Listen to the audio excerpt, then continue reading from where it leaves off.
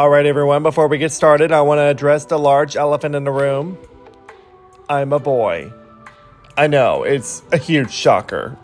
And yes, I may be here today talking about the double standards in K-pop that more often adversely affect the women in it. But we as fans need to bring more attention to the persisting problems in the industry. I've been in K-pop for well over a decade now, and sad to say, a lot of these double standards existed then. Some may have gotten worse, while others have had more light shed on them to call out the double standards.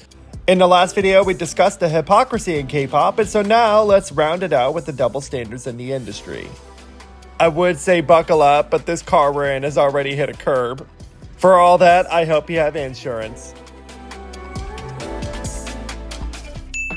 The first set of double standards I want to talk about are the differences of how idols of male and female are treated when it comes to scandals. Although, sad to say, in K-pop, when it comes to allegations, there's no such thing as innocent until proven guilty, it seems. When female idols get embroiled in some sort of scandal, almost very few, if at all, any fans come to their defense. Contrast to male idols who may get involved in allegations and accusations, even down to the most heinous allegations, the fans will do whatever it takes in their research to find a way to prove their idol innocent. And if they are proven guilty, fans will still say, "Oppa didn't mean it." What's frustrating is that the female idols are almost always never able to recover from the scandal, and their career is usually over. But a male idol will usually overcome it and find ways to have fans and continue to have some sort of support. Although I will admit that cancel culture has definitely shifted some things a little bit in recent years, but for the most part, females still get treated worse. When it comes to the idea of the sexy concept within K-pop, the male and female idols are treated very differently. When the male idols show skin, they're often praised for the fan service as seen as hot. And that's not even including the unpaid child support that they still owe me. But when you contrast to a female idol, she is often slut-shamed and asked about how dare a company would allow for such service.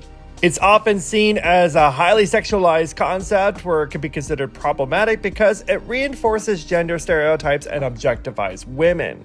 However, the very same concepts that males perform is deemed as powerful and cool. And that's not even getting into the idea of feminism and female empowerment that's often considered as a stigma within Korean society, but that's its own conversation for another day. And this is just a famous example when it comes down to sexy concepts and choreography. Female choreography that might have a lifting of a shirt in a teasing sort of way gets banned on all the networks. Famous examples include Rainbow's A and FX's New ABO. Contrast to the male idols doing the same exact thing, and it's welcomed. And the fact that they allowed this has forced me to welcome a child because of it. Again, I am crying out for child support over here. But I will touch on the idea of how feminism is treated when a male idol shows appreciation for it versus a female idol. BTS members can be seen reading a feminist book, and fans are appreciative of their education on the topic. They're praised for it. When you look at Irene from Red Velvet seen reading a feminist book here, she received tremendous backlash from fans and her photo cards were essentially burned. And as I alluded to earlier, the idea of feminism in Korea and K-pop could be a topic in and of itself. Alright, this one's considered like a fun one, but years ago when it came to hip-hop and K-pop, hold please, pause for laughter. The idea of a diss track in K-pop, which again, pause for laughter. Female rappers could never use hip-hop to call out others because they would get hated on for speaking up. While the male rappers can diss an entire group of people or other idols, but still get defended by fans because that's what hip-hop is all about. I'm honestly not sure if this is still a thing now, but this was definitely a double standard that occurred years ago.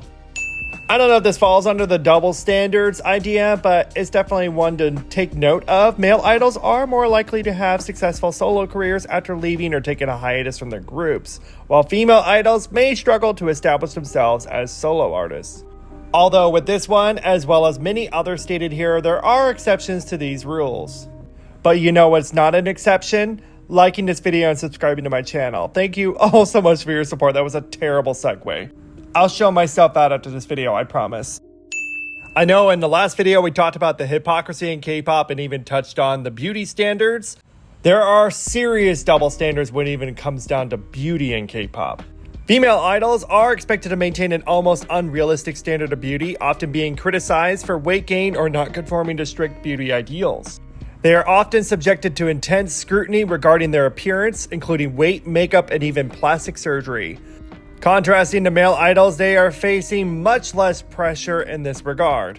While still held under an intense microscope for a lot of things, they are given a little bit more freedom with their appearance and may even be praised for gaining muscle and having a more natural look. Well, now that I think about it, yes, there's still definitely a double standard with more scrutiny for women. There's no denying that. But I find that in more recent years, the idea of weight gain or weight loss for both males and females is really toxic. We are not moving forward. We're going backwards, y'all. That's it. Someone go get me a manager. I need to speak to someone. Although this is definitely not exclusive to just K-pop, this is even a Hollywood issue when it comes to ageism. Female idols are often pushed to retire or take on less prominent roles as they age, while male idols can continue their careers well into their 30s or even 40s.